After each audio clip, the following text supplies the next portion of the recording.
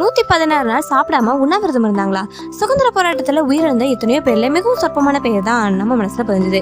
சில பேர் கூட வரலாற்றுல ஆழ்ந்து பதியாமலையோ போயிடுது.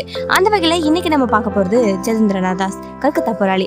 பகத் மற்றும் சக வீரர்கள் சிறையில அரசியல் கைதிகளுக்காக சில கோரிக்கைகளை முன்வைத்து உண்ணாவிரதம் மேற்கொண்டாங்க. அதுல ஜதீந்திரநாத் தாஸும் ஒண்ணு. உண்ணாவிரத்தை கைவிட சொல்லி பல யுக்திகள் ஆங்கிலேயர்கள் மேற்கொண்டாங்க. தண்ணிக்கு பதிலாக பாலை வைக்கிறது, அரிசி உணவு சமைச்சது வலுக்கட்டாம திணிக்கிறதுன்னு பல வழிமுறைகளை மேற்கொண்டாங்க. சிலர் பட்டினி தாங்க முடியாம உண்ணாவிரத்தை கைவிட்டாலும் பகத்சிங் மாதிரி எத்தனை வீரர்கள் உண்ணாவிரத்தை கைவிடவே இல்லை. 116 நாட்கள் இந்த உண்ணாவிரத்தை மேற்கொண்டும் ஆங்கிலேயர்கிட்ட இருந்து எந்த ஒரு மாற்றமும் இல்லை. ஜதீந்திரநாத் தாஸோட உடல் மெலிவுற்ற போதும் தன்னால் தாக்குப்பிடிக்க முடியாத நிலை இருந்தாலும் போராட்டத்தை கைவிடவே இல்லை. இதோட விளைவாய் ஒரு உயிரும் இழந்துட்டாரு. இது மட்டும் இல்ல, நாட்டையே திரும்ப பார்க்க வச்சு பகத்சிங் வாழ்க்கையில முக்கிய திருப்புமுனையா எங்களாலே திருப்பி அடிக்க முடியும் அப்படின்னு உணர்த்த மாதிரி டெல்லியில அவரோட குண்டு வச்சு இருந்தது.